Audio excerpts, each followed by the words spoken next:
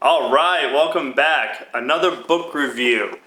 Today we're doing one of my favorites, the cult classic, Sigmund Freud, Civilization and Its Discontents. So it's a fairly decent sized book. I could probably get through it in about 2-3 hours if you're a good reader, but it's a very dense book. There's a lot of extractive material that you have to decompose and reconstitute in your head. And if you don't know much about Sigmund Freud, this book is a good introduction on a lot of his theories and the accumulation of his knowledge up until this point in his life, which was written more later towards the end of his life. So brief, I guess, background on Sigmund Freud if you don't know. Sigmund Freud's been called the modern father of psychology. He introduced and perfected theories of psychoanalytical, basically getting into the human consciousness, getting into the human brain, and understanding the driving force behind a lot of human decision makings, and at his time trying to cure people from necrosis, which was more or less an early diagnosis of mental illness. The time that Freud lived, at the turn of the 20th century, going into the late 1800s and early 1900s, it was a really rapidly changing time, especially in Europe. He witnessed the introduction of modern medicine, technological advancements, the breakup of empires, which eventually led to the First World War, massive reorganization and reconstitution of entire countries and a continent, going into the buildup and eventual outbreak of the Second World War, which he actually didn't get to see because he ended up passing away later on towards the end of the 1930s. But all that being said, if you have not read any Freud before and you're looking for a good overview and a good synopsis of some of his ideas, this is a great place to start. Civilization and Its Discontents. So let's unpack that title right there, because that title is essentially what this book tries to diagnose and provide a cure for. So in Freud's mind, civilization is inherently discontent with itself. So we all are constituting a society as individual members, yet our participation in the society, which secures our own safety, is also the cause of our unhappiness, and as he termed it, necrosis of the mind, by our repression of human instincts and our inner desires. So in the book, Freud lays out, essentially from A to Z, the development of this and the potential cures for it, and then layers in some of his theories and, more or less some of the other ideas that he had prosecuted over the following years. Now, what's great about this book is if you don't know Freud and you're looking for a real, short, no BS, straight to the point type of Freudian thinking, this is great. I mean, I would call time value per page read, you get a lot of value for this, rather than going through and reading, a bunch of treatises on Freud and volume after volume. Excuse me while I drink a little bit. Okay, so getting into some of the takeaways. So Freud lays out pretty early on in the book what's called the pleasure principle. And the pleasure principle is essentially the main driver of most people. So, quoting Freud here, nobody talks about the purpose of life of animals, unless perhaps it may be supposed to lie in being of service to man. So, humans naturally question their own existence more so than they question the existence of others. I'm fairly confident to say most people don't go around thinking to themselves, what's the purpose of this tree? or what's the purpose of this turtle, or what's the purpose of this dog, or what's the purpose of this cow. When we go into the natural world and we see other living beings, we don't oftentimes cloud our mind with those types of ideas. We just understand that they just exist and they're just being. And we try to extrapolate that into our own existence by wondering, okay, well, if that's their purpose, what's my purpose, right? And what's my role in this greater hierarchy structure of nature and civilization? So Freud goes on to say that the pleasure principle is more or less the main driver of every decision. So in the book Civilization and Its Discontents, Freud goes on to say, we are threatened with suffering from three directions. Number one, from our own body, which is doomed to decay and the dissolution of which cannot even do without pain. Secondly, from the external world, which may rage against us with overwhelming and merciless forces of destruction and wrath. And thirdly and finally, from our relationships with other men. The suffering which, from the latter source, is perhaps more painful to us than any other. Now that's a lot to unpack in that short sentence, and this is just one sentence of a volume of great golden nuggets, as they're called.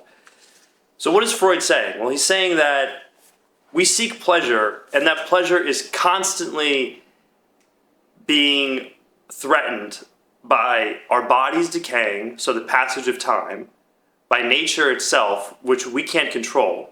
We can't control when the storm comes. We can't control when the summer comes. We can't control the macroeconomic forces of the economy. If those are built on human supply and demand and behavior and mass psychology, then we can't control that either. And we also can't control other people. We can't control other people's relationships with us, other people's relationships with society, other people's relationships with the world itself. And those are the three threats that we face to our own internal pleasure principle. And the pleasure principle itself, as Freud stipulates, is the purpose of life. And that's been taken with a lot of interpretation over the last couple of years. You'll have a lot of other folks that say, no, the purpose of life is to find meaning. And you can find meaning in pleasure for sure, but the purpose should be to find meaning. Freud often disagreed with that several times in this book. So the purpose of society, as Freud lays out in Civilization and Its Discontents, is to actually regulate our relationships. So we organize ourselves into hierarchical structures in a society, and in exchange, we actually give up some of our freedom. So we relinquish our animal instincts and our animalistic drives, and in exchange, we get society, we get order, we get some form of organized chaos, if you will. And Freud goes in to say that this is a sacrifice that a lot of people make unwillingly and unknowingly.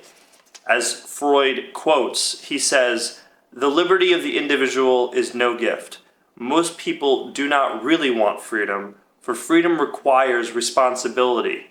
Responsibility itself is something which scares most people." So what is Freud saying in that? Well, he's saying that you really want to be free?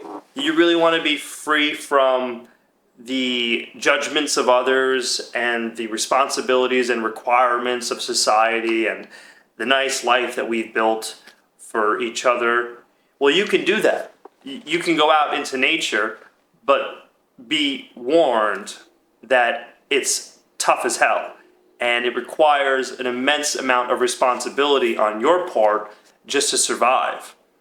So what Freud's saying here is that that responsibility actually scares a lot of people into submission, and it scares them into civilization itself, even if their inner ego and their inner eros is fighting against that. So if you don't, know too much about Freud and the idea of the ida and the superego and the ego complex and the sociosexual relationships that fester in the mind, that's a whole nother reading, that's a whole nother discussion, it's a whole nother book. Civilization and Its Discontents is a great synopsis of a lot of the amalgamation of a lot of his theories and trying to distill it into a coherent antidote for society's malaise, if you will. And at the time that this book was written, if you can imagine, pre-1930s, we didn't have the sexual revolution. People could not go out and be freely in whatever relationships they wanted to. People were often criticized. I mean, there was a great sexual repressive nature to religion at that time. The old societal norms were really still in effect, and a lot of things that today are considered acceptable and normal would be considered extremely taboo and disgusting back then. So if you just imagine the time that this book was written, it was a lot different, right? And a lot of questioning was done on the human part as to whether we should even partake in such indulgences, and if we should satisfy our own intersexual needs, or if we should just conform and become another building block in society, as many people did during the time of Sigmund Freud. Okay, so I got a couple notes here and references. So let's go on. Turn to page 40 here. So Freud talks a lot about religion and the contrast between religion and man's highest ordeals at the time. He's got a good quote that he references here from a German writer, where he says, "He who possesses science and art also has religion, but he who possesses neither of those two will let him have religion." And that's kind of a snafu, if you will, to folks at that time who were heavily invested in the idea of religion. It's kind of similar to the saying, like, if you don't stand for anything, if you don't stand for nothing, you'll fall for anything, is essentially what that quote's saying.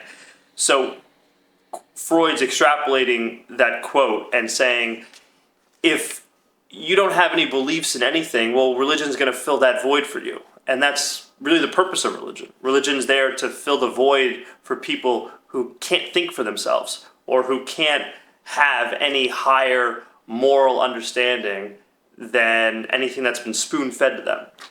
And he was very aware of this at that time. I mean, Sigmund Freud, born well into the 1800s, already back then saw the reformations of the church and witnessed the bifurcation of various religious denominations and the evolution or devolution, as we would probably call it, of the church as an institution beginning to crack and falter even back then. So he was no stranger to this idea that religion was just providing an excuse for a lot of people for their spirituality and their understanding. But I thought it was real interesting that he said this. So I'm reading here, by the way, in chapter 2 of Sigmund Freud and its Civilization and Its Discontents. So chapter 2 really is the meat and potatoes of this book. You could read the whole book for sure. You could probably get through it, like I said, in 2-3 hours. But chapter 2 is really the one where you get those great golden nuggets where you're like, damn, this guy is real good. All right, so moving on. Sigmund Freud further states that life as we find it is too hard for us. It brings us many pains, disappointments, and impossible tasks. In order to bear it, we cannot dispense with palliative measures. We cannot do without auxiliary constructions. So what is he saying here? Well, Sigmund Freud's basically saying that life itself is hard. It's very difficult, especially when this was written back in the 30s. It was incredibly difficult. War was on the horizon. But no matter what time period we find ourselves in, there's going to be different forms of difficulty. And as we move forward in time and move forward in life, we have to just deal with them. Otherwise, we're going to resort to other ways to deal with them. And Freud talks about the other ways. He says, the substantive satisfactions as offered by art are illusions in contrast with reality, but they are nonetheless physically effective thanks to the role which fantasy has assumed in mental life. The intoxicating substances influence our body and alter its chemistry. So that's a heavy loaded sentence there, and what he's essentially saying is art and drugs are distractions. They serve as distractions from the difficulties that you find in your own life because you don't want to confront them or you don't have the wherewithal to face them head on. So even back then, they recognized drugs as the escape mechanism for a lot of issues that people face. And that's very true today. I think it was more so true back then, but definitely more true today than ever before. Nowadays, we have access to any amount of substance that you want.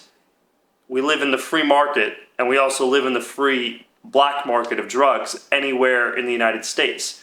We're the most sedated and, I would say, neurotic humans that have ever lived in this country in the past 300 years because we're constantly trying to escape from our own discontent with our lives.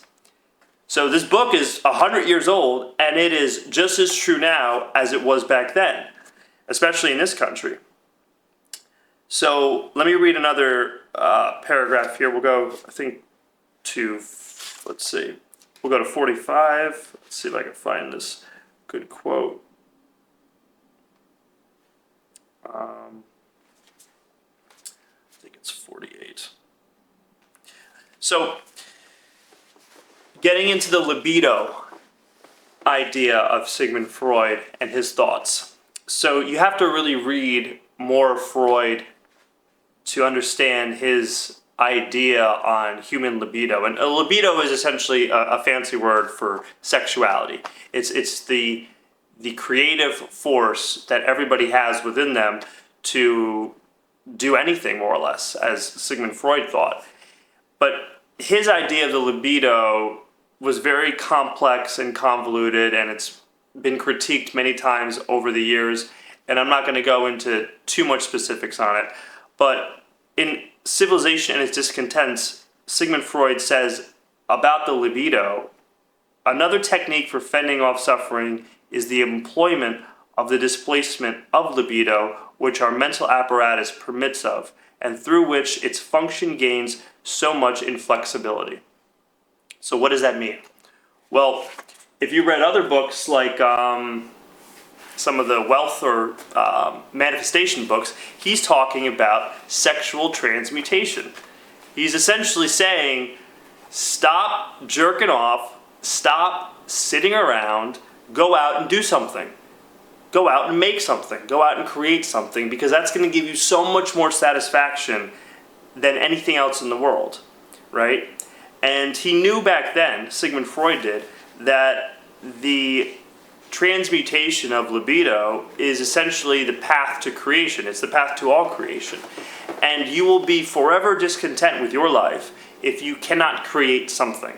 If you cannot somehow channel that energy into something greater than just, wasting away or, not fulfilling your full potential of creation. So I thought that was probably one of the most prolific sentences in this book by far.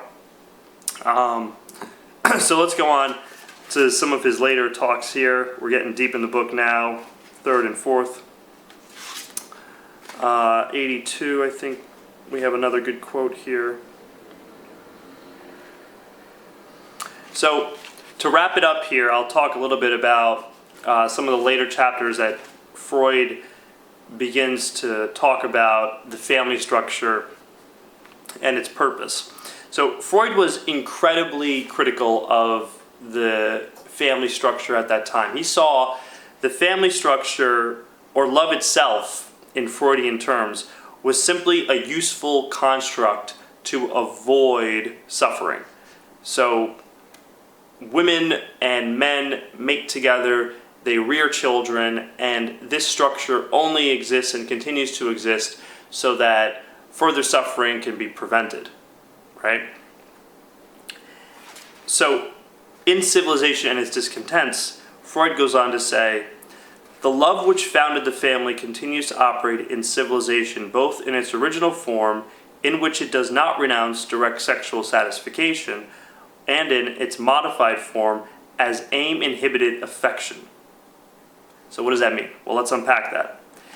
So Freud's extrapolating the family structure in the microcosm and also the family structure in the macrocosm of civilization, right?